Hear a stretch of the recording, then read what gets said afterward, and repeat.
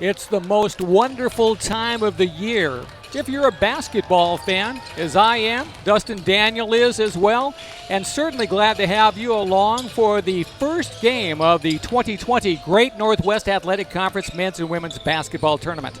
I'm Robert Lowry, proud to be alongside Dustin Daniel and proud to be here for the 6th consecutive year as we tip off 4 games today with our first men's action. The University of Alaska Fairbanks Nanooks against the Wolves of Western Oregon University. And this is an interesting 3-6 matchup simply because it's one of those rarities where these teams who are playing here today for the right to advance into the semifinals tomorrow just played each other last Saturday. And it was a barn burner game, Dustin, was it not? And it was a game that really set the tone for what we were going to see here today, because these two teams, they played the first GNAC game, conference game of the year against each other.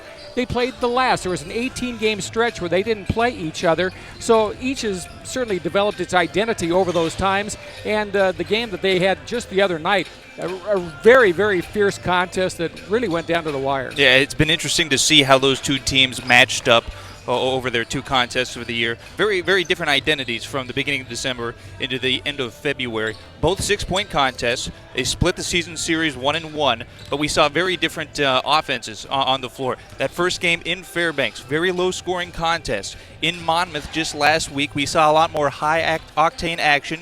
Shadid Shabazz ends up going for 35 in that game, goes for 9 points higher than his seasonal average, and really anchors that Nanooks offense. On the other side for Western Oregon, a little bit more spread out, but they're able to put over 90 points on the board, which is something that hasn't been out of the question for them this year, as they've been the highest scoring offense in the conference. So it's been interesting to see how those two have matched up throughout the season. Now, they got 2 very different looks at each other, but since their last matchup was just this last Saturday, they've been able to do scouting not just since last Saturday, but for about a week and a half now, because it went into last week. So they've focused on each other for quite a while now. So it'll be interesting to see if that offense gets reeled a little bit back in here for this matchup, given how much prep has come in to this Thursday afternoon. Well, there's certainly no mystery between these two teams now, just playing again last Saturday night. And in that contest that was held down there in Monmouth, Oregon at the new PE facility, as you mentioned, high-scoring affair. Western Oregon wins that one 95-89. Jalen Richardson, 27 points. Dalvin Brashear, 22. And John Morel Keeler with a double-double. I make that Emmanuel Grant a double-double in that game with 12 points and 11 rebounds. So a very impressive performance there. In a loss, also a couple of impressive performances.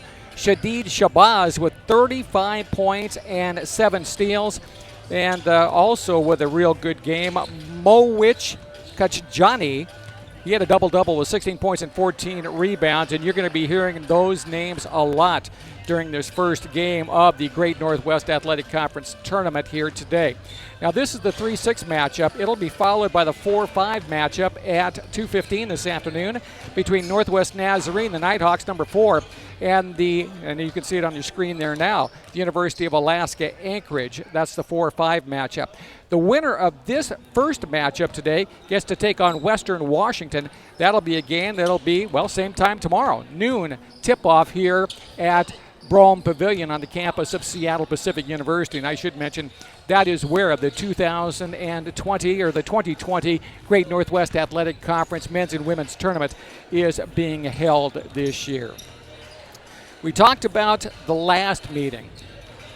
Great shooting by both teams in the second half specifically, as both teams were over 50% from the field, as you can see how both teams ended the year. Central Washington and Alaska Fairbanks, as you see there on the screen, tied with 10 and 10 marks overall.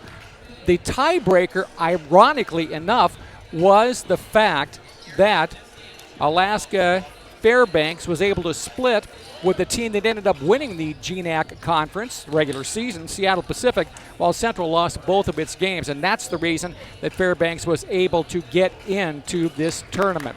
You can see Seattle Pacific there on top, 18-2 on the year, 22-6 overall. What's really impressive about that is they started off 0-4 this year, and you can see that they have gone on quite a tear after that. But again, what's going to happen is, again, Western Washington will be the opponent for the winner of this contest tomorrow. And again, teams here battling for the right to play their way into the NCAA Division II West region. Now, at this point, Western Oregon is number 8.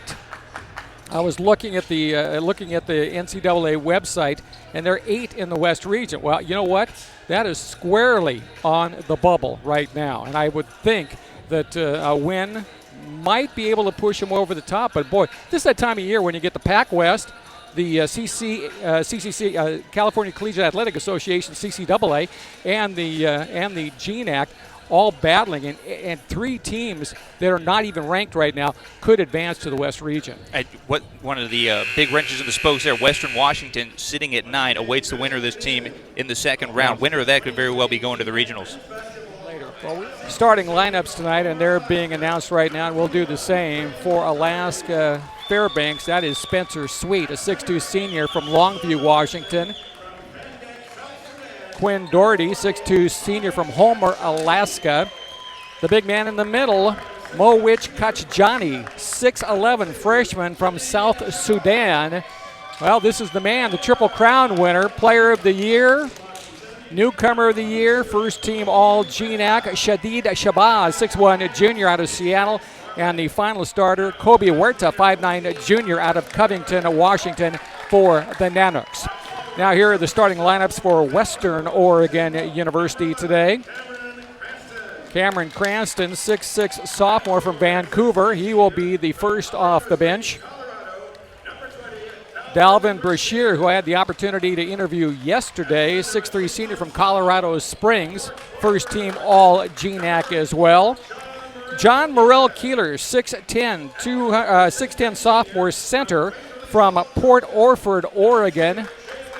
Jalen Richardson, who had 27 last Saturday night. He's a 6'3 senior out of Waverly Hall, Georgia. And the fifth starter, Darius Lubom, 6'1 junior out of Kent. Lubom, Cranston, and also Brashear, all GNAC All-Stars this year. So 3 on one side, and then again the Player of the Year on the other side. Coaching matchup here today. Wes Pfeiffer, first year as the head coach after coming over from Northern Arizona University. And he's led this Western Oregon Wolves team to a 19-7 mark, 13-7 in GNAC play. Greg Sparling in his 26th year, his third at the University of Alaska Anchorage, his all-time record, 402 wins, 292 defeats. He was the 2011 GNAC Coach of the Year. Wolves in white, Nanooks in the blue with the gold trim. Ball in the air, and it's going to be the Nanooks with the basketball. Officiating crew, Zach Bryan, Brian Jarrell, and Daniel Nguyen are going to be the men in the striped jerseys today. Nanooks going to be a little patient on their first offensive possession. There's Shabazz. He's the guy you're going to want to keep an eye on today, but Huerta going to make a penetration up and under and miss the shot. This Rebound. game may very well be decided by tempo and who is able to take the lead on who is going to run the speed of this game. Western Oregon likes to run a very fast game. They're a long team, very athletic, able to run a quick offense, like to score in transition. If Alaska can slow them down, may be able to slow down their offense and limit their scoring. Well, they're not able to stop. A great job there as Dalvin Brashear, only 6'3". He goes in strong, comes up with the bucket. He also draws the foul against the Nanooks. That's the first of the night on Quinn Doherty. And now Brashear at the free throw line where he has the opportunity to try to give the Wolves a quick 3-0 lead, and he will not do it. Misses the free throw there. Now this has been a very good free throw shooting team throughout the year. Western Oregon has relied on that. They get to the line a lot just based on their ability to drive to the hoop and draw a foul at the iron. That's going to be a rare miss at the line you see from Dalvin Brashear. He's been a very good free throw shooter this season. Kachijani has the ball picked away from him, and Richardson's going to bring it down floor.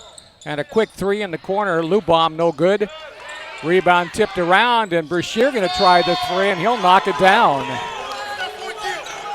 Well, I'll tell you, that is a great start for Western Oregon, up 5-0 quickly here in the first 90 seconds of this contest. And that's exactly the speed they want to run right now. They get the ball to Darius Lubom in the corner for the quick three. Offensive rebound results as Alaska Fairbanks is still coming back down in transition. They get the second chance bucket. Ball knocked out of bounds, so it's going to be, and you can see there's the three. Boy, nice elevation by Brashear as he knocked it down from the left angle. Western Oregon sees the ball come into the Nanooks. Sweet in the lane. Can't get the shot off. Out to Huerta. Shot clock inside 4.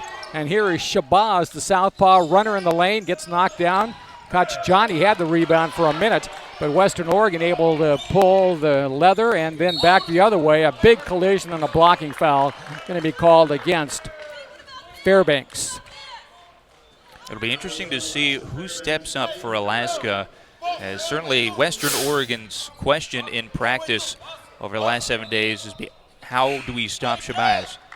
And I'm sure they've come up with some kind of an answer, and someone will have to step up next for Alaska. It'll be interesting to see who exactly that'll be today.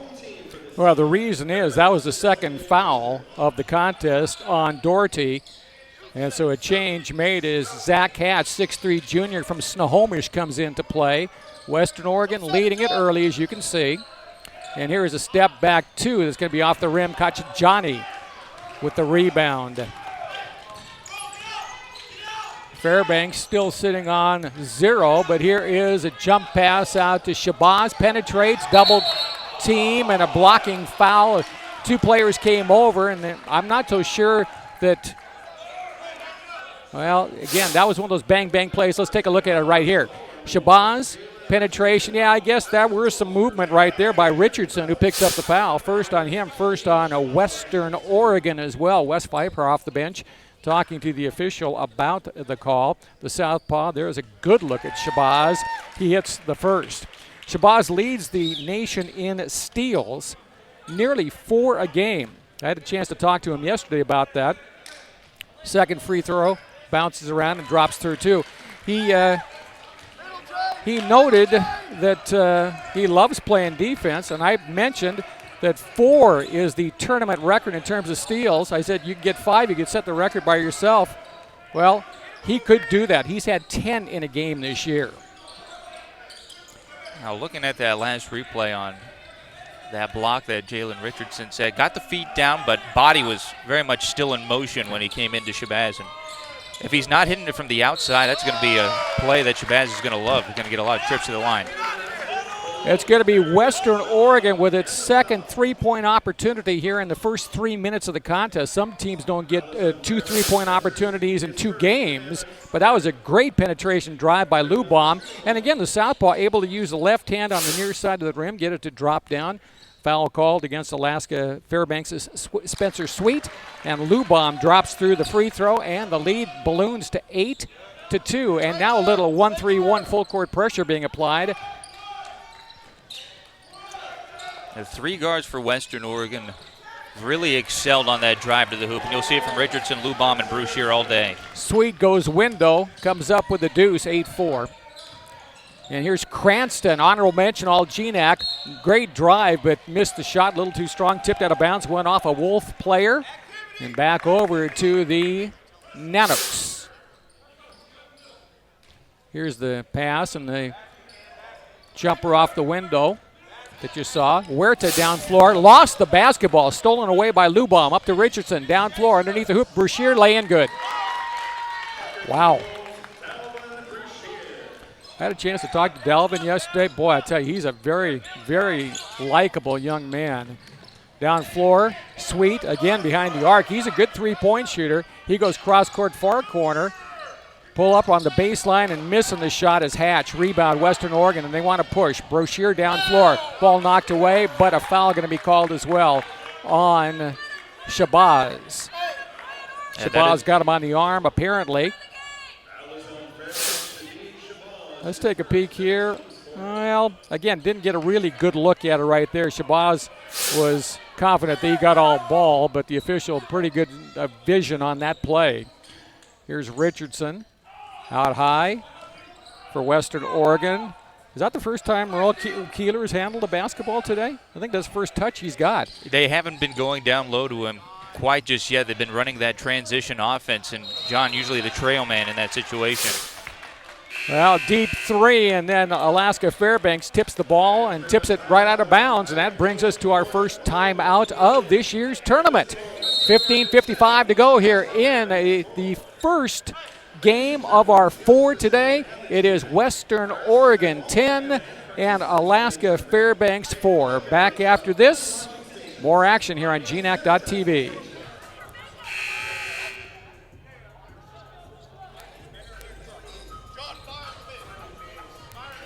Well, there's a look at the Alaska Nanooks bench as Western Oregon going to be inbounding the ball after that last miscue on the rebounding attempt.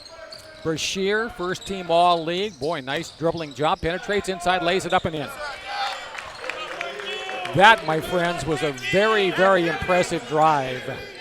It's been a quick 9 points for Dalvin Brashear. He starts 4 of 4 from the field, including a three-pointer down, and he's already more than doubled up the Nanooks in scoring just on his own. Alaska in their own offensive end, being a little bit deliberate. Cross-court pass intended for one Nanook, but Shabazz right place, right time. Here's a little jump hook in the lane. First time we've seen Alex Summerfield. He misses the shot, and here is Lubom behind the back dribble. Penetrate, pass off right, and the ball goes out of bounds off Western Oregon's Cranston. Got a little hasty with that pass going off to the right side. It was a nice behind-the-back dribble, opened himself up. Cranston ready for it, and he was open on the right side, but a little bit too far in front of him. 12-4, as you can see the score, and you can see now we're about 5 minutes deep. And again, that 1-3-1 pressure, and more just making Alaska take some time down floor, I believe. Not really full out pressure yet as Shabazz shoots and hits the three. That'll be the first field goal he's made in this game. Got his first 2 points at the line. Had started the game 0 for 2. It's just a matter of time before he got one from deep. Well, he had 2 great games, 35 and 27 in the previous contests. Here's a shot on the baseline, missed by Western Oregon. And once again, the rebound taken down by the Nanooks. They try to run it up floor quickly. Touch pass, left corner, 3 on the way. And that's going to rim off, no good, but the Nanooks able to come up with the rebound, and they're going to reset the offense. Really great ball movement on that. Opened up a wide open shot from the corner. Didn't fall. It'll fall eventually if they continue to get open looks like that. And that's what Western Oregon has been trying to avoid, is letting Alaska set their offense like that. They want them to force them to play their tempo of basketball. And once Alaska gets into this mode, they're able to set and find some open looks a little bit easier. You want to talk about getting bailed out. The shot clock was at 1 when the foul occurred there. The foul called against Western Oregon's John Morrell Keeler. And that gives the Nanooks another opportunity. And again, the shot clock was probably under 1 when that foul occurred. Nanook basketball, 3 on the right side. That's going to come up short. Rebound tipped around, and Western Oregon comes out of there with it. And here's Lubom back down floor. Pass up ahead. There's the first steal of the night by Shabazz. Get it up ahead to Huerta, who lays it in transition. Well, that's 1. Lubom back down floor. It's just a 3-point game. Cranston, the southpaw, shoots and hits the 3. That was an impressive shot as he was able to step back and knock it down from the left side. Cuts down a little 5-0 Alaska run. Western Oregon had been able to establish a big lead against them in Fairbanks early on in the season, led them by 16 at one point before falling in that game. So this Alaska team, no strangers to playing from behind. And they're a team that can just chip away at you. Zach Baher and Riley Hamilton have come on floor now, along with Tyreek Price for Western Oregon. Changes for the Nanooks as well. Steal made. Also in now for Western Oregon, that's Emmanuel Gant. And Lubom, or make that, once again, Brashear handling. Cross court. Baher, bounce down low. Gant, cross court, bad pass. Stolen away, and Shabazz gets the basketball, quickly brings it down floor, trying to narrow this 6-point lead. And Western Oregon, again, into a zone, little matchup zone out top, it looks like. And getting open for the Nanooks and going inside is Summerfield, the 6'7" junior out of Federal Way. He scores it to make it a 4-point game once again.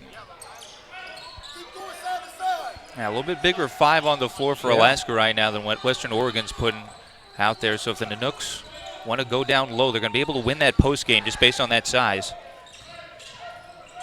Another southpaw making the shot from the outside, and Hamilton misses it, but a good offensive tip out on the rebound, and then an air ball 3 from the left corner by Brashear.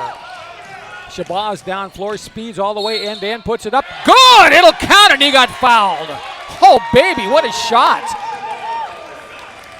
Able to power through the arm of Zach Bauer there to get the bucket. That's just strength. That's sheer strength from Shadid Shabazz to get that bucket and have a chance at the 3-point play. Well, and again, nice English off the window, and he knocks it in. Timeout on the floor, 11:51 to go. We're at a 2-point game here in the first game of the 2020 GNAC Men's Basketball Quarterfinals. Western Oregon, Alaska Fairbanks, Game 1, GNAC Men's Basketball Championships, 11:51 to go in this opening stanza. And Shadid Shabazz looking for his second 3-point opportunity of the day. The southpaw out of Seattle, Rainier Beach High School, knocks it in, and now we're down to a 1-point game. This is as close as it's been all afternoon. It was a 5-0 run to start the day for Western Oregon, able to stretch it out to 8 points at 1 point. It's been a good run here for the Nanooks. 8 points so far in this game for Shabazz. 3 of them have come at the line. Down low Gant, he powers in, puts it up off the window and drops it through. Emmanuel Gant, 6'6" junior out of Tempe. And then a foul called after the fact. Was it a foul or was it? Looks like Emmanuel Gant then baseline official. He was motioning towards the Fairbanks bench. Okay, Gant with the bucket, and apparently they were just trying to get the Fairbanks bench back on the bench.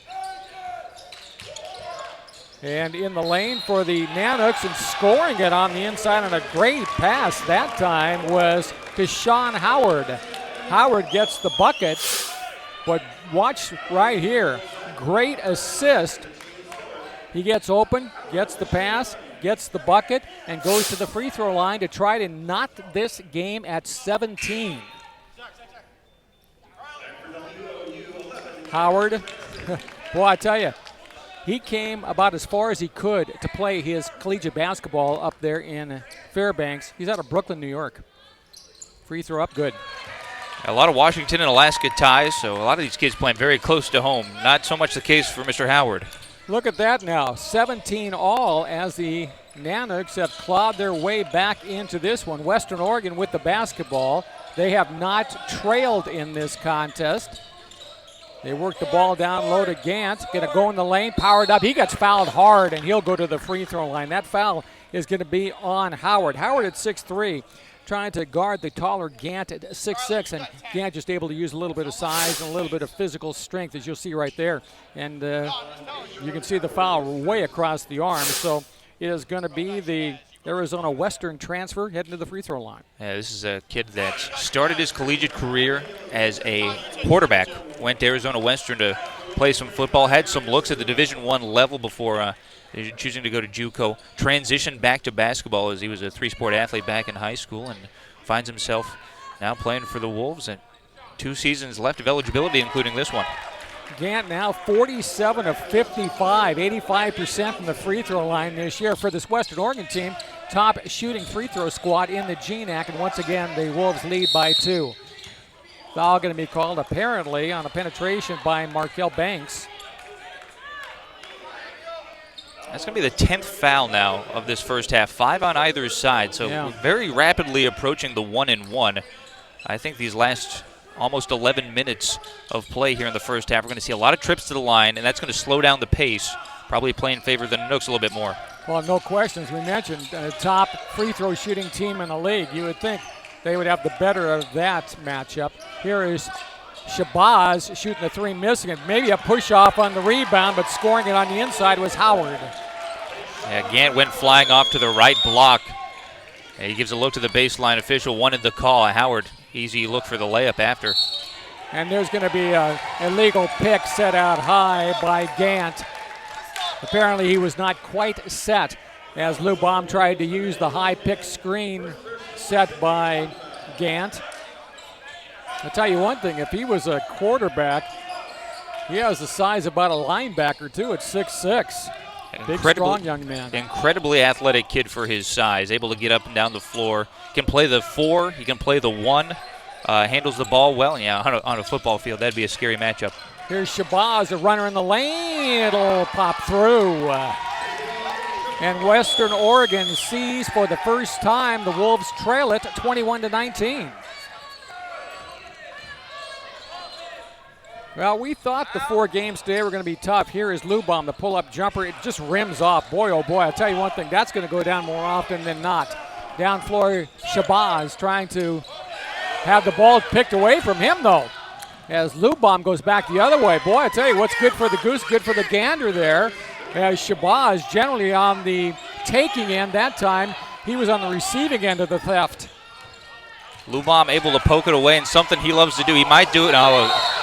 If not for that trip, he loves to go to that right side and finger roll with the left hand, and that's what was able to get him past that defender on that last play. That's a tough break there for Shabazz. Steal by Western Oregon, and Lou Baum heading back the other way. Shabazz fouled him, and it's called an intentional foul on Shabazz. So Western Oregon will not only get free throws, they'll get the ball back here at the 9:25 mark in this 21-21 tie. And it looks like they're going to take a look at it, just make sure there is intent.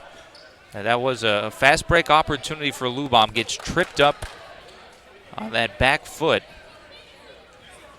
So the officials will take a moment, discuss it, find out what they're looking for. We'll see if this stands. We talk about steals, and we saw just a couple in the last couple of minutes. These are 2 excellent teams in that regard, and here it is right there. You can see the outlet pass. Well, it looks to me like it was a little bit of incidental contact. Foul? Yeah, no question, but I don't see intent there. You disagree with that, Shabazz Dustin? is not even looking at Lou Baum. He's checking on the basketball right now, and you see the trip come, and he's starting to turn his head, but he's not looking at Lou Baum. No intent there. Yeah. If we saw Shabazz's eyes down at Lou Baum's feet, maybe a hand on the back, something like that, there would be intent, but no, I can't imagine that will stand. As I was mentioning about steals just a moment ago, 8.5 steals a game for Western Oregon, tops in the GNAC, 8 for Alaska. So again, seeing steals in this contest, should be coming as no surprise to anybody here today. Talking about those free throw shooting percentages too, as you mentioned, because now both teams are at the 6 foul limit, so we're on the verge of the 1-and-1. 82.4% as a team for Western Oregon to lead the conference. 77%, not bad for Alaska Fairbanks. So pretty good free throw shooting for both teams. But again, Western Oregon tops in that regard. And 2 of the top 4 teams in the conference at the line this season. But again, no one better than the Wolves. Looking at those steals, going back to that conversation, we've already seen 7 in this game. 5 of them belonging to Western Oregon. They've been able to get in. And a lot of them throughout the season for them have been getting into the passing lanes and being able to disrupt an offense. But so far today, it's been in the one-on-one. It's been on those isolation plays, and they've just been able to get in a hand, maybe trap a guy in a corner, and been able to take away the basketball. Not exactly their MO as far as their typical steal totals, but they've been able to get it done early with it. Here's a good look at Nanook's head coach Greg Sparling. 26th year as a head coach, 2nd year at Fairbanks. 16-39 there, but again, his all-time coaching mark, 402 and 292. So he's a guy who's seen it all before, and seen it all before several times before. It's very interesting to see that coaching matchup, because you flip the page to Wes Pfeiffer. This is his first NCAA head coaching stop, although he has spent time as an assistant coach in NCAA basketball. So this is his first time at the helm of a major program, and so far, so good for Wes. Well, no question. Matter of fact, 19-7 in his first year. Wow. This is a team that was not expected to perform that well this season. Picked to finish towards the bottom of the Great Northwest Athletic Conference in the preseason polls. Came out, played incredibly well in non-conference play, and it looks like they're going to keep it as an intentional. I'm not exactly sure why Gant was stepping up to the free throw line. Lubom was the guy who was obviously fouled, and it is going to be, well, left as called. Lubom's free throw good, and Western Oregon gets back on top here at Brougham Pavilion. You can see the Falcons emblazoned, or at least the portion of the Falcon emblazoned on the on the baseline there. 23-21, and again, ball back to Western Oregon. You know, these intentional fouls, those can be so damaging. They can be, you know, 5-point plays. Here is Lubom, penetrates, lays it up. In this case, it's a 4-point play. And that time he went with his offhand. That's a rare time he's going to go to the left like that. He likes going with the left hand, but he likes to bring it back to the other side and use the iron as an extra defense against his hand. So seeing him keep it on the left side instead of reversing it up and under is quite the change. There's a big block on the inside as Richardson was able to swat the Howard shot, but he also got him across the arm, or at least maybe on the body. Not sure. Let's look at what happened right here. Driving inside. Yep. Oh, I'll tell you one thing. Maybe got just a bit of the hand. That was a tough one. Howard at the free throw line. There's a good look at that young man again.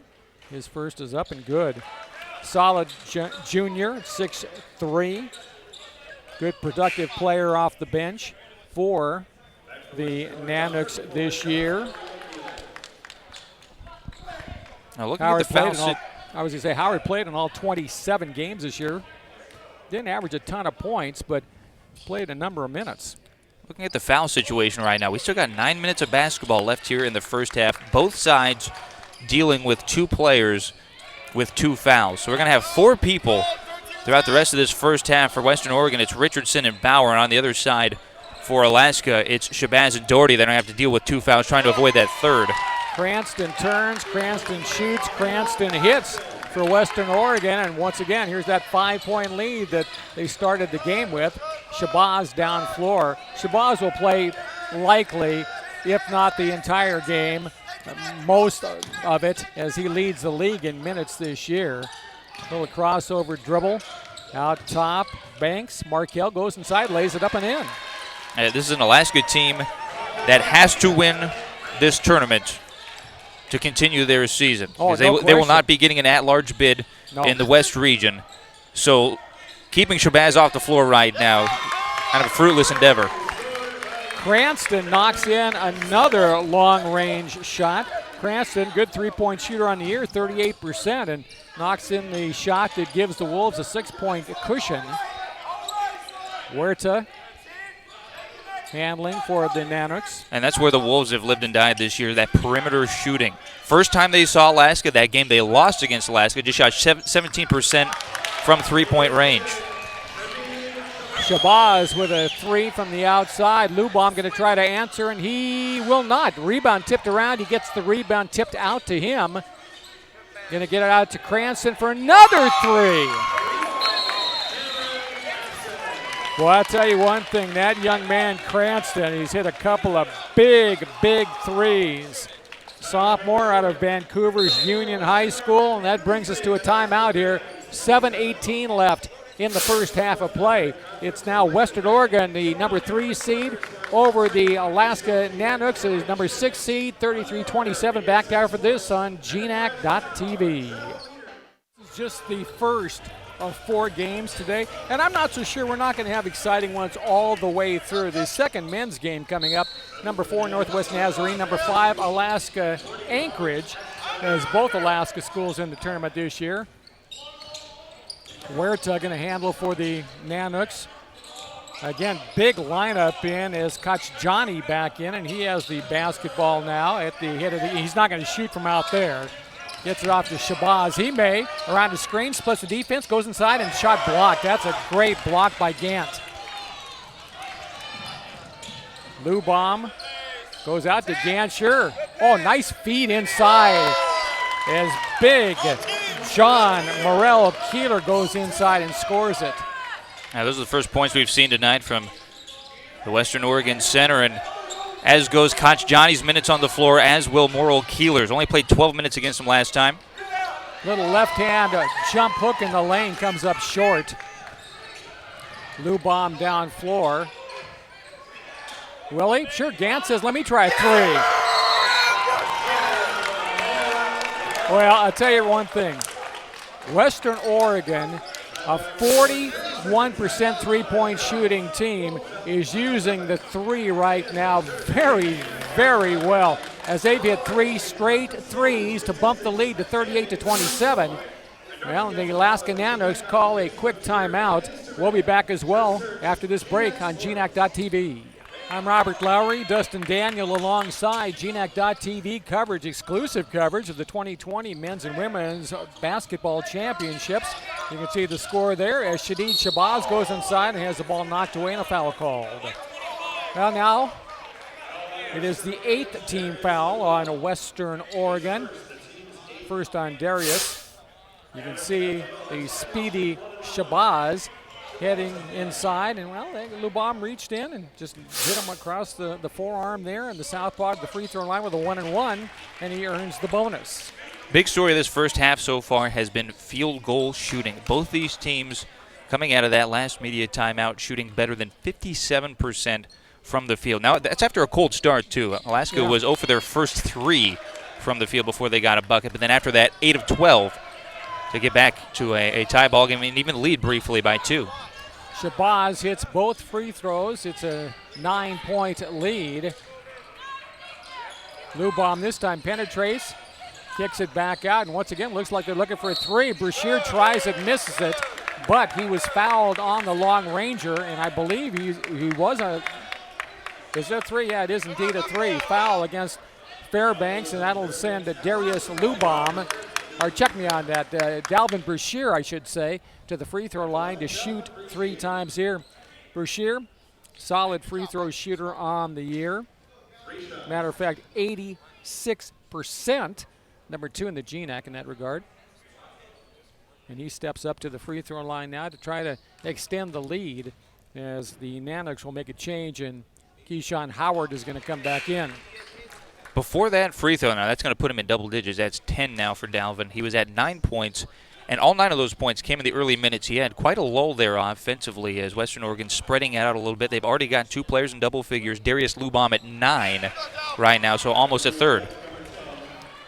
Well, Brashear, the number 3 scorer in the GNAC during the regular season, 17.9 points a game. So scoring is not something that he is reluctant to do. But again, this is a Western Oregon team. They get scoring from a lot of different quarters. Brashear goes 2 of 3 from the free throw line, and it's an 11-point game. And that's one of the big differences between these two teams. Western Oregon has 4 players averaging at least 12 points. For the Nanooks, they've got Shabazz averaging 26, and he's got more than double the average of anyone else on the team. They only got 2 players averaging more than 9. Yeah, again, it's certainly a balanced Western Oregon team. Shot call, or actually a travel call, as the shot clock was starting to wind down, but a drive on the far side and a travel called against Spencer Sweet. We're nearly 3 quarters through this first half of play here at Seattle Pacific. Now this is Lubom. He's going to move. Nice pull-up jumper. It comes up a little bit short. Shabazz with the rebound. He'll hit it back down the floor. Weaving dribble drive. Leaves behind him for Sweet's 3. He's a good 3-point shooter, but I think that ball might have been partially deflected. Brashear comes back the other way. Crossover step, drive inside. Leaves it in the corner. Again to Cranston for 3. That's great ball movement. Finding Cranston on the angle wide open after 4 passes to find the open man. Well, at some point, the Nanooks are going to have somebody shadowing Cranston a little bit better. Here's Huerta with a nice penetration drive. Came up with the right hand on the short side for the bucket. Western Oregon gets it back to Cranston again. Huh. Wow. He's certainly feeling it. Cam Cranston, 6 of 8 from the field, 5 of 6 from 3-point range. He's got 17 in the first half. Well, and he is getting close, and I'll check it at halftime. Here's a 3-pointer in the right corner that is up and good by Huerta, Kobe Huerta. And now Brashear tries a 3. He misses it. The rebound is tipped. And boy, I tell you one thing, it looks like Howard might have jammed a finger as he tipped that rebound to Kachjani. Well, he gets it there, and now Howard going to penetrate inside. Spin, jump hook, blocked. Second block by Gant, and he'll take it out of backcourt himself. Up ahead to Lubom, laying good. And all of a sudden, Western Oregon, after this game was knotted, they have busted away for a 48-34 lead, and only 3:41 left in this first half. Timeout on the floor, and we are going to be back after this right here on GNAC.TV. There's Cranston with a three.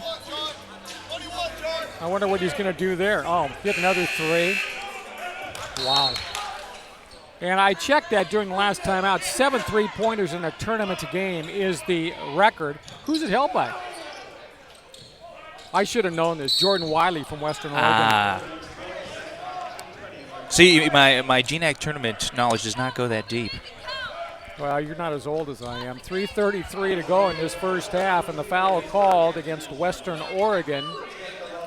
And it's going to send Huerta to the free throw line on the foul against Brashear.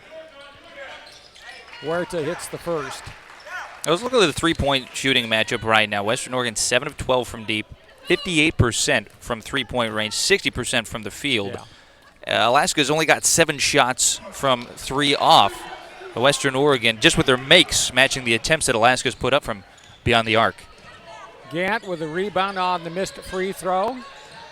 And they're going to toss to, well, that was just a bad throw by the big fella, Morel Keeler, trying to get Cranston, kind of cross-footed him on the baseline there, and he wasn't able to gather himself and come in with the pass. Turnover back to the Nanoks. Yeah, that's not a pass that a center is used to making, that cross-court from the angle. So just didn't have the repetitions in him and didn't feel comfortable making it. Shabazz with the basketball. Double teamed. Passes to Howard. Penetrates inside on the baseline. 3 by Sweet in the corner. Going to rim off, no good. Rebound tip. Boy, I tell you, Gant's been just about everywhere since he's come off the bench. This is a kid that missed for 6 weeks of the season due to injury. Came in, big question mark. No one had seen him play in a Western Oregon uniform yet. Has been huge off the bench for a team that was really looking for an identity from its reserves. Morel Keeler gets the entry pass and lays it up and in. 15-point game now for the Wolves.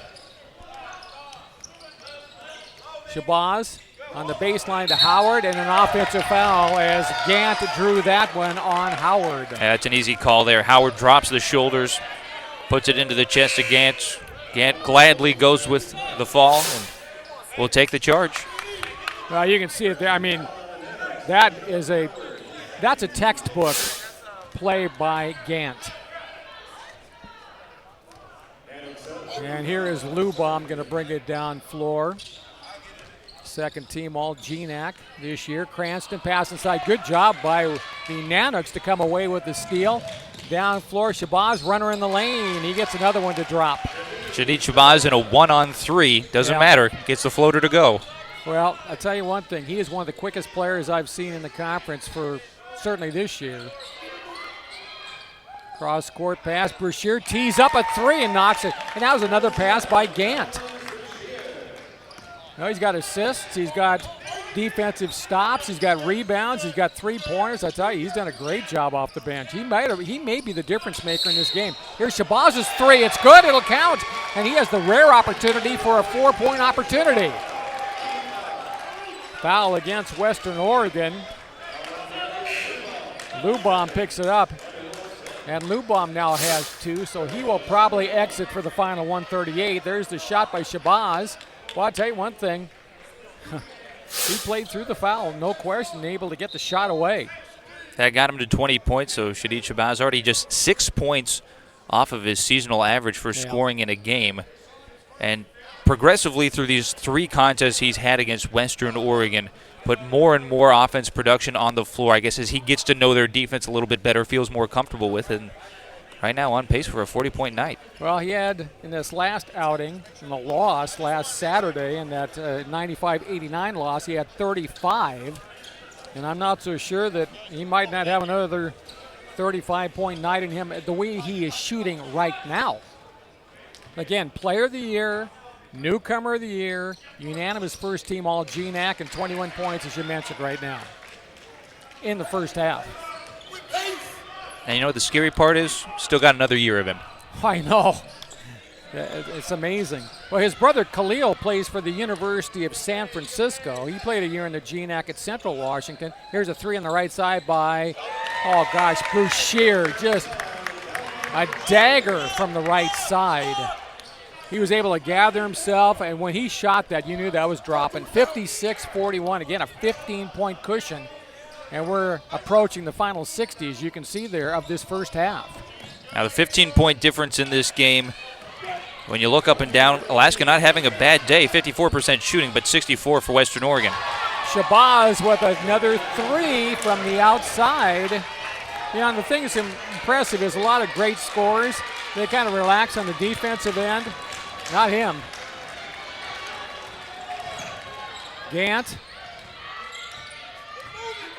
Coming to the near side, Brashear.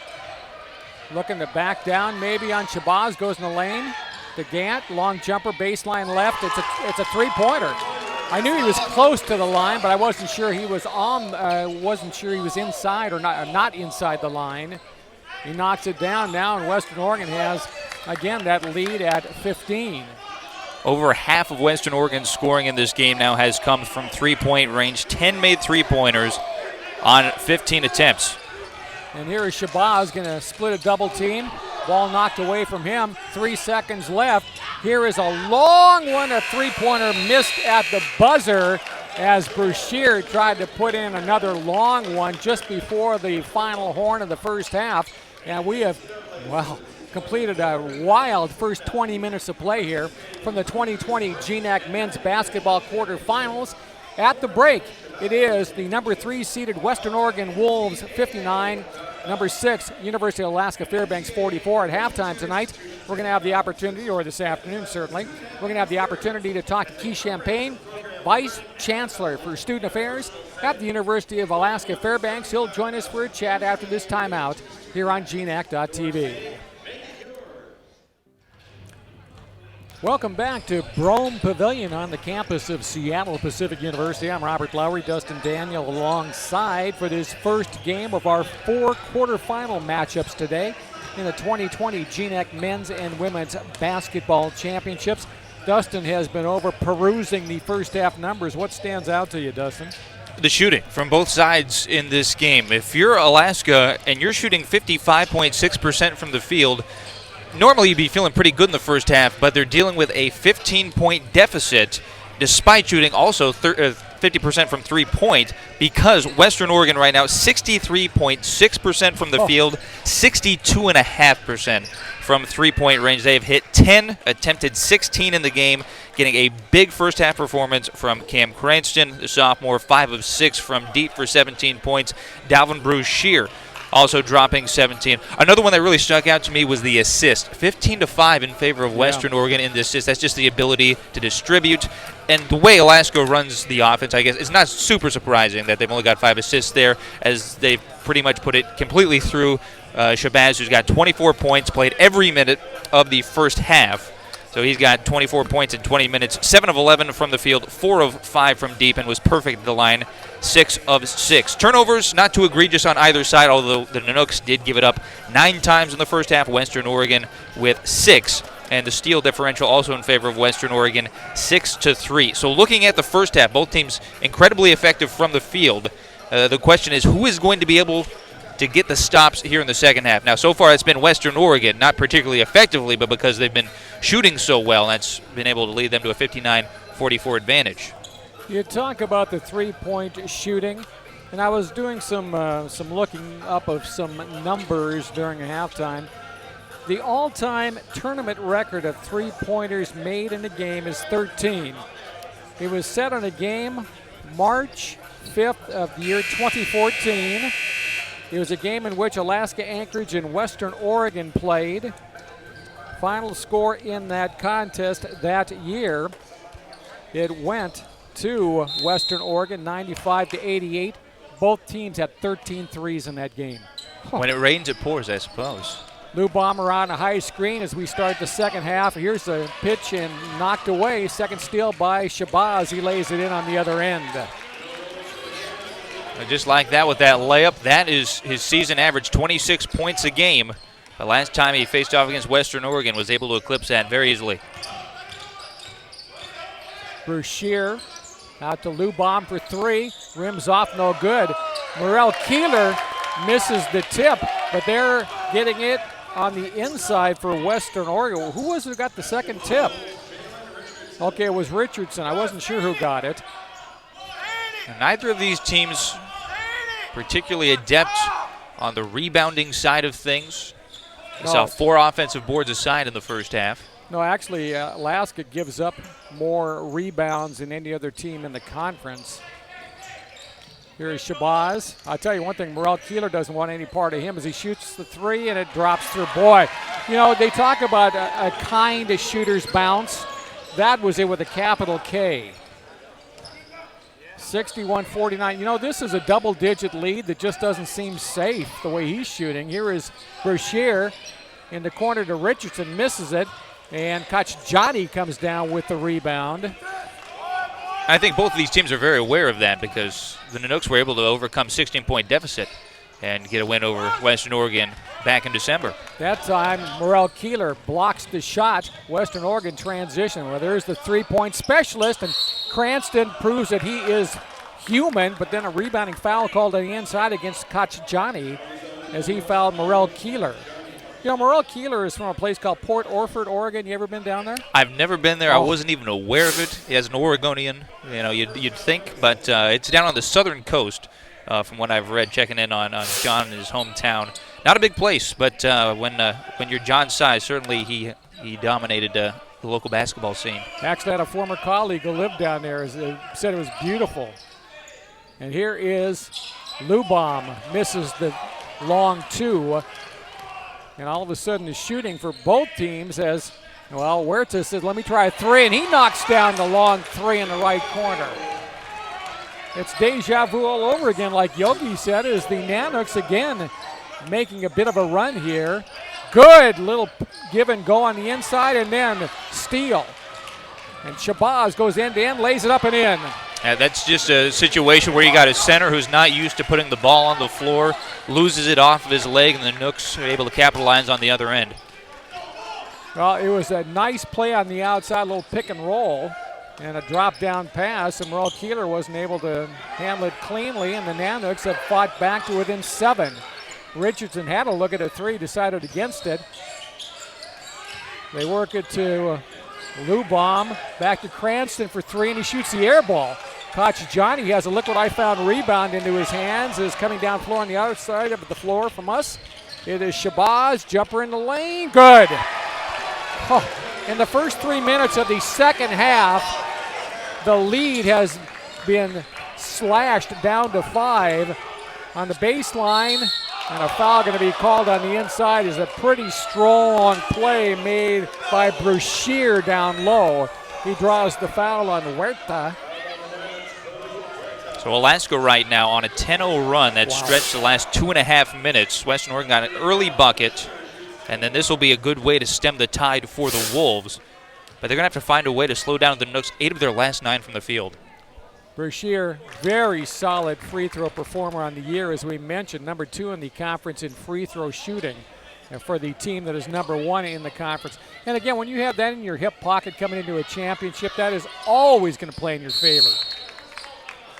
Both free throws down, but then Western Oregon says, let's go ahead and call a timeout anyway and talk it over. 16:49 left to go in the contest. As you can see, it is the University of Alaska Fairbanks, the 6th seed. They've scrapped back into this one. We'll be back with more right here on GNAC.TV. Good look there at Brougham Pavilion, the home of Seattle Pacific University, as we are here for the first game of the 2020 GNAC men's quarterfinals, game number 2 at 2:15 this afternoon. That's going to feature number 5 Alaska Anchorage and number 4 Northwest Nazarene. That'll be a good one as well. Matter of fact, that was a series like this one that was split during the regular season. The officials taking a look at something on the last play. I think they were looking, well, I'm not exactly sure what they are looking at right now. And they're taking a look at a Cranston 3. He was well beyond the arc, so I can't imagine they were looking to see if it was a 2 or a 3, and they've been bouncing between a couple of different plays right now. Cranston's not only beyond the arc, he's beyond the time zone on some of those threes. And the scary part about Western Oregon's perimeter shooting is he's one of about 5 guys that can do that. Well, the thing about him, too, is he's a big-bodied young man. He can go bang on the inside, but why not? When you have a three-point stroke like that, why not? And that applies to a few players for the Wolves. It allows them to match up with guys, like, let's say this Western Washington team that's got Logan Schilder up at 7 foot. You've got Morrill Keeler that can get in there and play with the big bodies, but then you can also spread the floor. Morrill Keeler's taking a couple of threes. And they can also play with the long teams just because they're so athletic, Seattle Pacific being a prime example. Huerta with the basketball against a little full-court pressure defense. Work it down low to Johnny, who lays it up and in. That was actually a pretty good feed. I was a little surprised he made the pass from the outside, but Doherty made a good feed, and Johnny was able to get it down. Lubom against what is now, well, no, still man-to-man defense. Cranston hand off to Lubom. They're trying to post Brashear on the smaller Huerta, but Lubom by the runner in the lane. It comes off the rim. Rebound, scramble for it. Ball loose, picked up by Johnny. 5-point cushion. And here is Shabazz going to go inside. Spin, shoot, hit. Absolutely nothing you can do about that if you're Western Oregon. Absolutely nothing. Defense can't stop shots like that. Back the other way, Richardson, and he's going to be called for an offensive foul. They're going to say that able to set up shop defensively was Doherty, and for Richardson, that is going to be a very important foul. That's his third foul, as I believe. There is Shabazz with a turn jumper, the southpaw on the left side, hits that shot, and timeout on the floor with 15:47 left. Let's pause briefly here on GNAC.tv. Robert Lowry, Dustin Daniel, courtside here at Brougham Pavilion. How important is that third foul against Richardson? He's a guy that gets into foul trouble a lot. Obviously, it is important because he is a key contributor to this Western Oregon team. He's used to playing with 3-4 fouls in the second half. He's not going to be as aggressive as he's like, and he's going to limit his time here through the mid part of this period.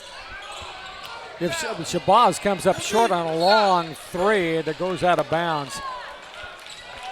You know, this is a Western Oregon team that has dealt with foul trouble. A lot of games going to overtime, getting deep. So they're used to this kind of play where they have to back up a little bit and still find a way to play tight defense. One thing I wanted to point out is Brashear misses the three and catch Johnny with the rebound.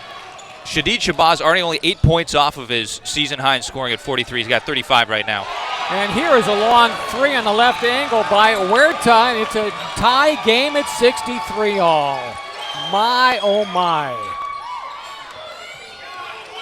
I'll tell you one thing, that 15-point halftime lead has evaporated in the first 5 minutes of the second half.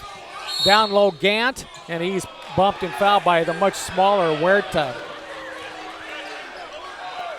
Yeah, this was a 59-44 score at the half.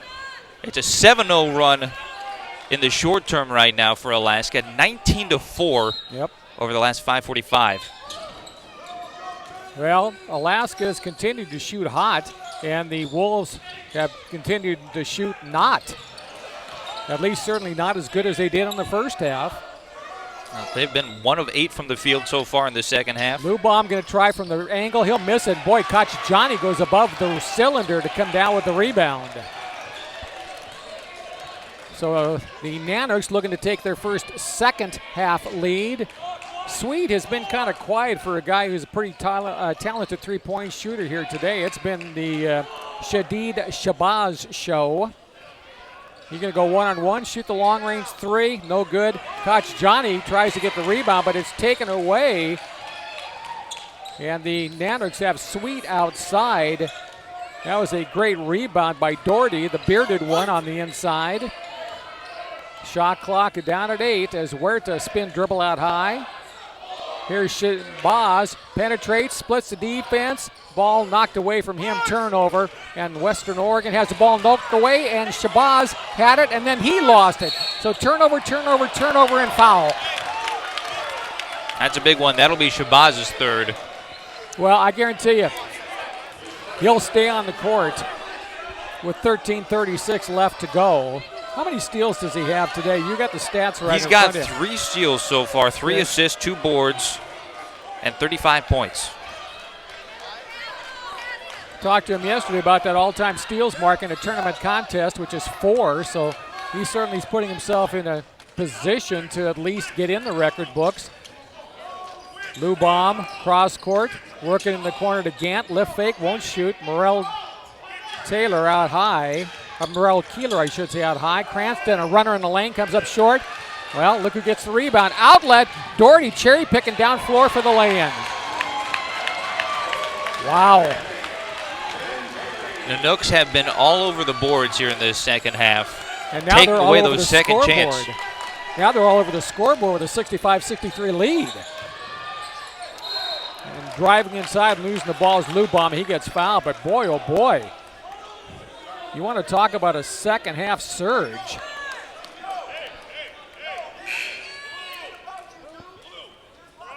Still just 4 points in the second half here for Western Oregon. Have you seen this? Because you have seen Western Oregon this year frequently. Have you seen these lulls and dry spells in their offense? Yeah, this is bound to happen at some point with the way they shoot, because those 60-point halves are not surprising either. So the question throughout the season has been, can you put 2 together? Now, obviously, shooting 63% from deep is not sustainable for 40 minutes of basketball. So there was going to be some evening out.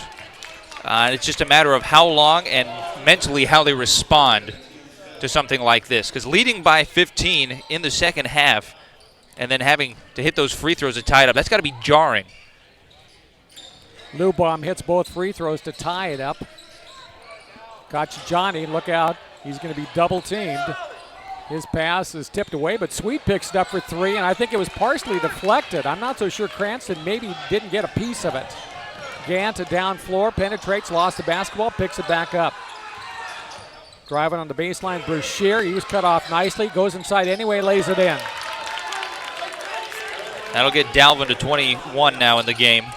First player for Western Oregon to break the 20-point mark. Brashear now has the defensive assignment. Lou Baum has had it. Now Brashear on Shabazz. Here's a pass in the lane to Johnny. Lost it. Ball tipped out of bounds. And it went off a Western Oregon player, I believe. Change is made for the Nanooks as Markel Banks, the junior out of Kent, comes back in. And also the play up front, Alex Summerfield comes in to replace Johnny.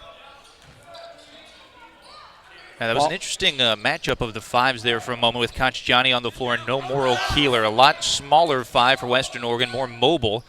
But Fairbanks the advantage on the post, but they take Johnny off. Summerfield says, let me try a 3, and boy, I tell you, in and out. Rebound taken down, Brashear. He's had a nice game today. Or check me, not Brashear. That was actually with the rebound, Riley Hamilton, who's come back in. Lou Baum. The Cranston drives, lays it up, misses the shot, and the rebound taken down by the Nanooks. Summerfield makes his presence known with a rebound right off the bench. And here is Shabazz. Crossover, ball knocked away, picks it up, pass left, Huerta, quick long 3, bounces way off the back rim, rebound tipped around, and Gant rebounds. That's going to be the 7th rebound of the game for Gant. And now here's an offensive foul on Lou Baum as he bangs into Huerta. Offensive foul, ball back over to the University of Alaska Fairbanks Nanooks, and they will have the basketball when we return on GNAC.TV.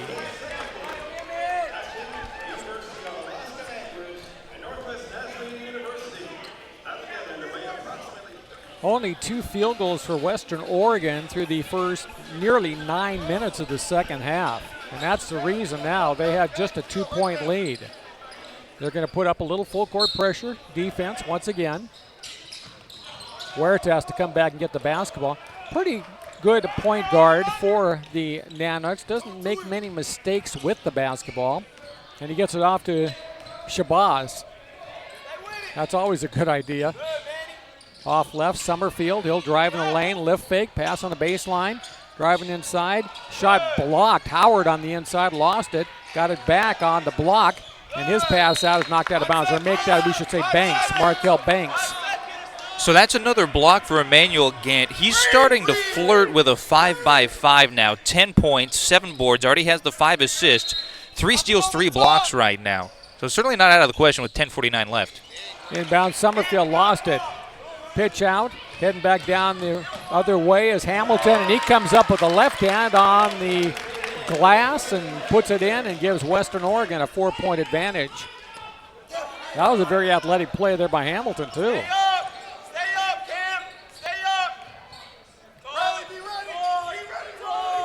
Shabazz going to pass off right.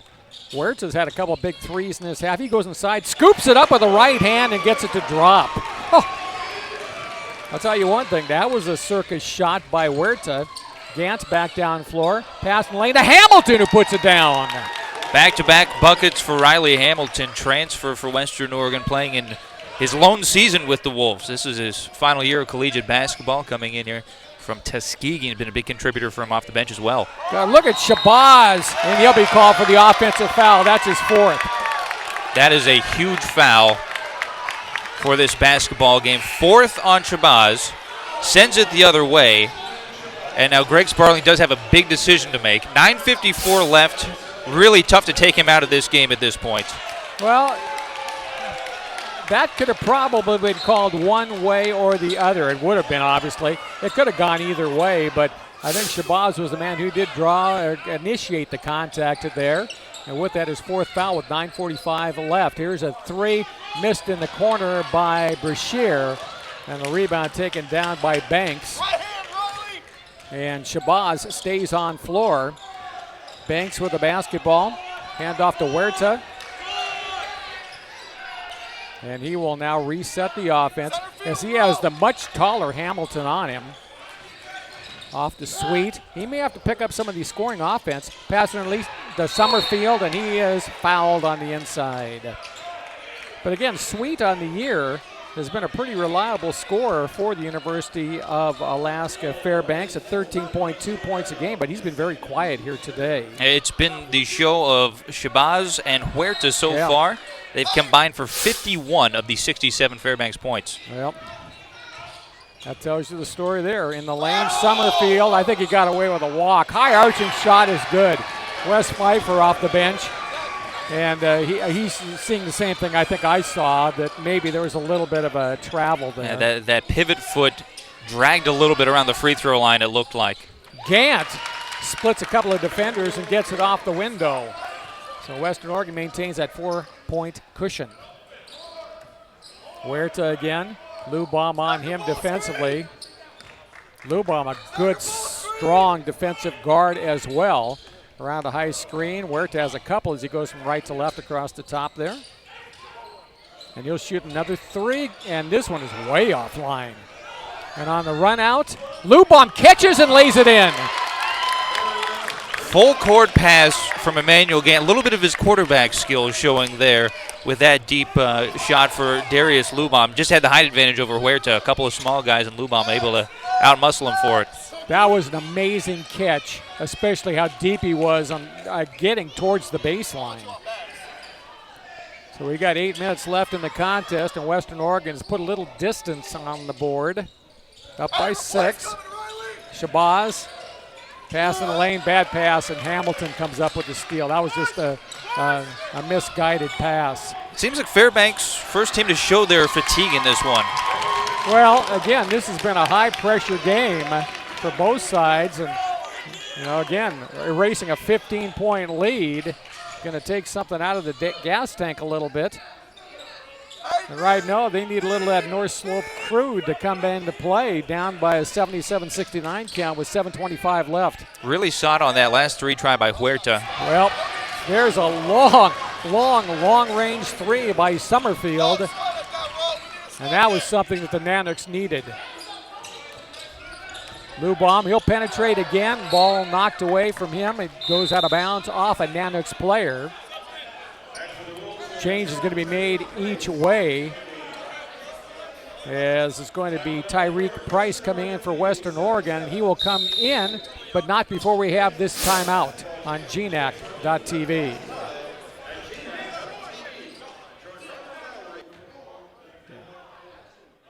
Five-point game with 7:09 left. Robert Lowry here, Dustin Daniels there on the court. Western Oregon and Alaska Fairbanks, GNAC. GNAC on floor. Well, Shabazz is going to stay out there. He's joined now by Marcus Lee. First time we've seen Lee. Coach Johnny, the big fella from South Sudan, is back in as well. Sweet and Shabazz staying on floor from the previous 5.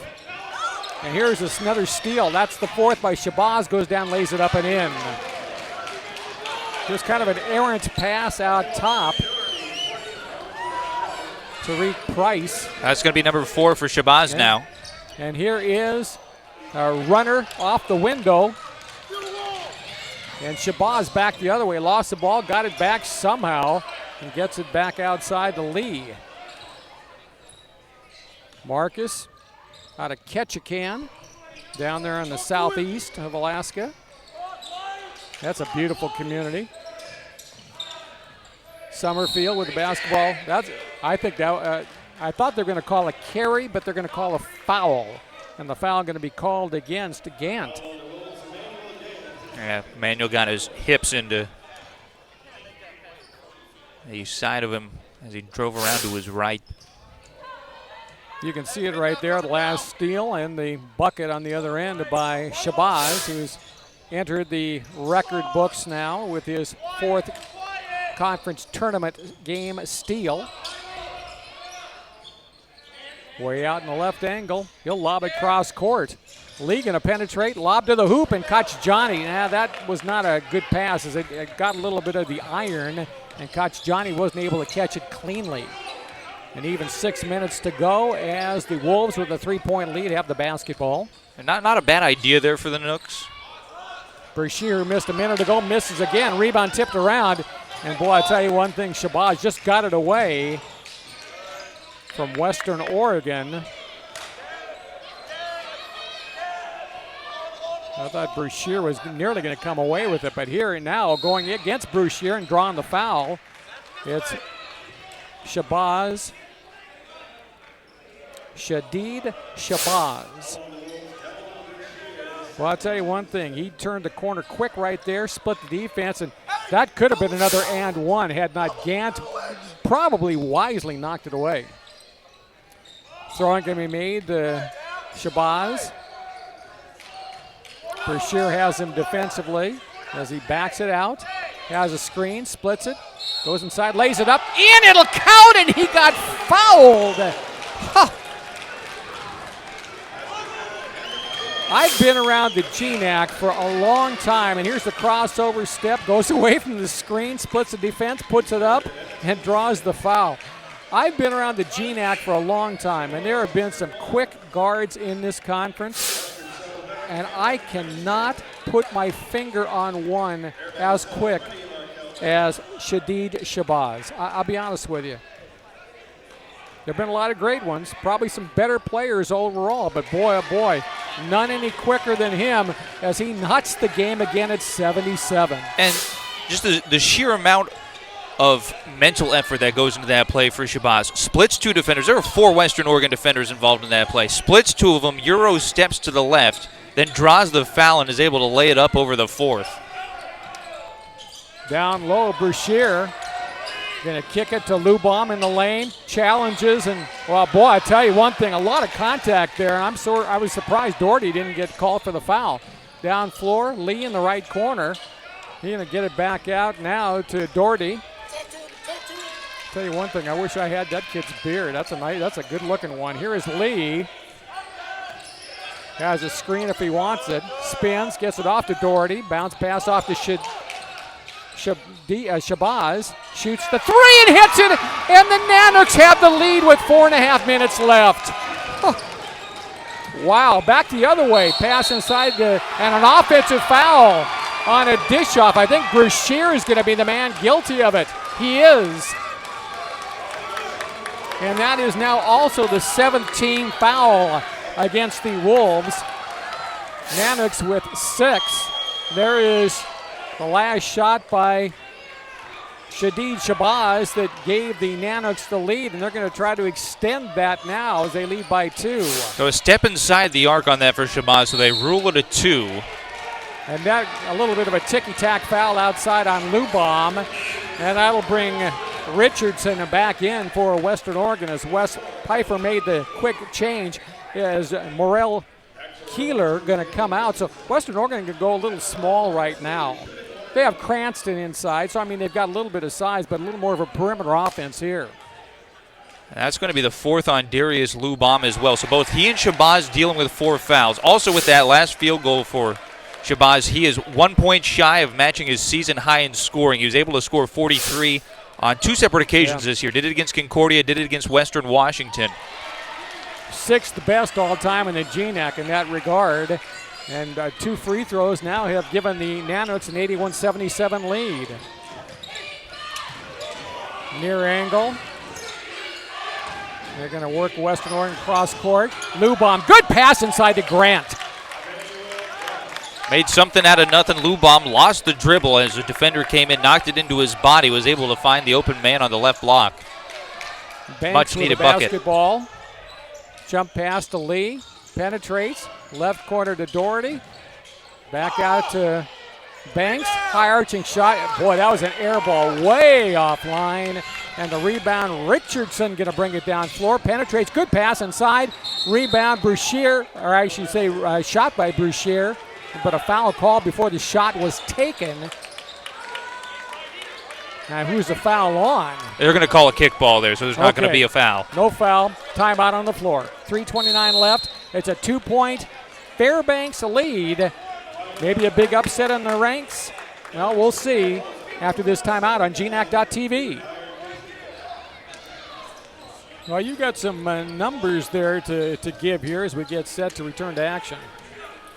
Shadid Shabazz leaving his fingerprints all over the GNAC Championships record books in this one. He's got a new tourney scoring record already with 42. Knocking off the previous high of 36 set by Tyler Kottbeck 2 years ago out of St. Martin's. Here's Lubom fouled as he went in the lane. He'll go to the free throw line and try to knot the game at 81 with free throws to come. You can see there's the crossover by Lubom. Penetrates on Sweet. Sweet got him across the arm. Sweet did a nice job to cut off the penetration, but then fouled him on the shot. Additionally for Shabazz, he has tied the field goal record. He's made 15 in this game, 15 to 22, and he is 2 3-pointers shy of tying that record at 7. He's 5 of 8 from deep. Somebody needs to tell him he wasn't highly recruited. Second free throw down, and we're tied at 81, and here is the man, the Triple Crown winner, Player of the Year, Newcomer of the Year, now tournament record setter. Out high, guarded by 2 men now. Pass inside. Boy, I tell you one thing, Doherty decided not to shoot, and I think that was probably the right move. Instead, here's the pass. They work it near side. Summerfield lets a player fly by, shoots and hits a 3. I tell you, it was Western Oregon in the first half living by the 3, but that was a big one by the Nanoks there. With that 6 made 3-pointer the second half for Alaska, shooting 50% from deep in this period. Richardson going to back down, pass on the baseline. Brashear, baseline right with 2.5 left. Out to Cranston, who's been a little bit quiet this half. Out to Lubom, he says, I'm going to try a 3 and hit it. Darius Lubom, the last 5 Western Oregon points, they've all been big. Those free throws to get it back to even, that 3 to get it back to even, they absolutely needed it with just over 2 minutes left. Well, we're going to head right down to the wire in this first of the GNAC quarterfinals. Here is Shabazz, moves left, penetrates, puts it up, good! It'll count! No, are they going to wave it off? We're going the other way. Offensive foul, and Shadid Shabazz has been excused. Here's the penetration. His feet were there. Yeah, and look who it is, Gant. That is huge. That could very well decide the last 2 minutes of this basketball game. Well, Shabazz went 7 minutes and 53 seconds with 4 fouls. And it's Huerta going to come back in a 84-84 tie. It was always going to be a gamble for Greg Sparling to leave him on the floor, but a gamble he absolutely had to take. No one's going to be questioning that decision to leave him out there. And here is Gant, spins, and Western Oregon leads. Well, so now who is going to carry the scoring load? Huerta has been the guy who has really been the second fiddle to Shabazz in this second half. But we've seen Summerfield hit a couple of long threes, and now they pass inside and going in and laying it up and in on a nice backdoor feed. That time it was Markel Banks, and Greg Sparling calls a quick timeout with 1:25 left, and we're tied at 86-86. All right, let me put you in Wes Pfeiffer's shoes. You're at 86-86. You got a $1.25 left in this contest.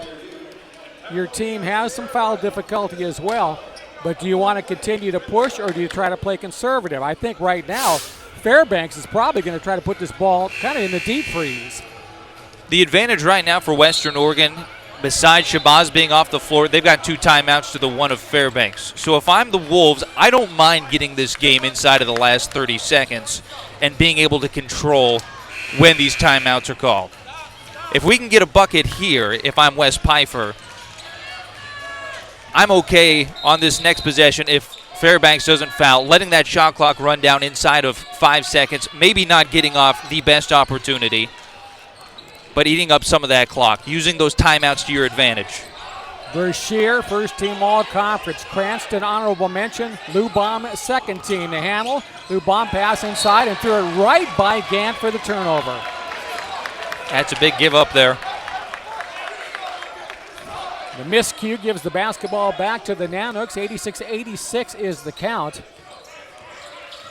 Well, I thought a high-scoring game was going to favor Western Oregon here as the Nanooks won the first meeting of these teams this year in a low-scoring affair up in Fairbanks. But boy, oh boy, I think we're going to be certainly close to 90 for the winning score here tonight.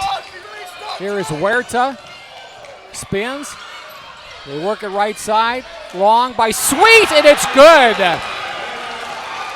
I said Spencer Sweet may have to come to life, and that was a big 3 with 40 seconds left. Lubon penetrates, lays it up and in, a 1-point game. And timeout for Western Oregon. Boy, oh boy, you know, this could be a long day for us. If this is how we start, and given that we got NNU Anchorage coming up, which could very well be the most competitive game of this afternoon, it's going to be quite the start to this tournament. Look at that shot by Sweet. And again, we mentioned he's a very, very good three-point shooter, but he really hasn't even looked for his shot today. On the year, Sweet has now was number 8 in the conference in terms of made three-pointers. Shabazz was number 9, interestingly, in the same category. But that was a big 3 there, and now it is going to be the Nanooks with the basketball, 38 on the game clock, 30 on the shot clock. They lead it by 1. I got to think that the Nanooks are going to try to really milk this clock and get a decent look at a shot in the final 5 seconds, as you mentioned, of the shot clock, and try to leave Western Oregon with maybe limited time to get down floor for a tying or a winning attempt. You know what I wouldn't rule out here in these last 38 seconds? Both these teams at 18 fouls in the second half. Yeah. Maybe roll the dice with sending someone to the line for a 1-and-1. You won't eat up any clock. We've talked about Fairbanks not overwhelming at the free throw line. 4th in the GNAC, 77%, not terrible. But if you're Western Oregon and you can't get a quick turnover, maybe 1-and-1's the way to go. I'll tell you one thing right now, Western Oregon doing a great job defensively. They had Sweet, or actually they had the man with the basketball for Fairbanks, Jalen McCullough, trapped, freshman out of Fairbanks, and quick timeout for the, or I should say senior from Fairbanks, quick timeout. 30.3 seconds left in the contest. 89-88, University of Alaska, the 6th seed over the number 3 seed, Western Oregon. I was here at Brougham Pavilion most of yesterday and had a lot of conversations with a lot of players and a lot of other folks. And boy, oh boy, I think to a person, they thought this year's tournament, the quarterfinals specifically, were going to all be tight contests. I'm not so sure that they thought we're going to start off with a 1-point game and 30 seconds left in this one. This is an Alaska team. It's been very interesting. Their trajectory, the end of this season, has not been great. No. Lost 5 of their last 6 during the regular season, but they've been the giant killer. They were able to get the first conference win over Seattle Pacific to knock the Falcons off of that undefeated mark they had in GNAC play. So they rise to the occasion in these big situations. First round of the GNAC Championships. No Shadid Shabazz these last 2 minutes, and they're holding a lead. I'll tell you one thing. I'm glad you've joined us here on GNAC.TV for this one. It's been everything we thought it would be and then some. And here it is McCullough across the timeline. Get it off to Huerta. So Huerta going to handle the basketball with a much taller Cranston on him. 5 on the shot clock. Huerta penetrates. Lift fake. Shot. Good! 8 seconds left. Western Oregon going to call a timeout. 6.9 is the timeout's called. 91-88. And look at Huerta. Goes inside. Nice little stop. Fall away shot. Takes a little bit of a rim roll and rolls in and gives the Nanuks the 3-point lead. 91-88 with 6.9 seconds. Now that's an eternity. 6.9 seconds. You can get 2 possessions easily in that. They're going to have the opportunity to get some shots off here. The problem for Western Oregon, trailing by 3 in the second half, 1 for 9 from deep. That game-tying 3 for Darius Lubaum, that's been the only one to go so far. So not a lot of confidence for this team from the outside, and they're going to need it right now. Well, let me ask you, 6.9, probably have to go for a 3. I don't think there's any question, but you want to certainly give yourself an opportunity for an offensive rebound and a kick out.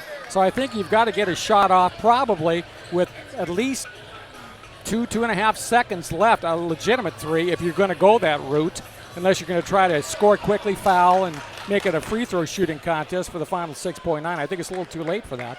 But as that is the case, you don't want to roll the dice and take that shot at the buzzer, I don't think. I think you want to try to give yourself 2 shots here if at all possible. If you're Western Oregon inbounding right now, I think this is a quick inbound pass.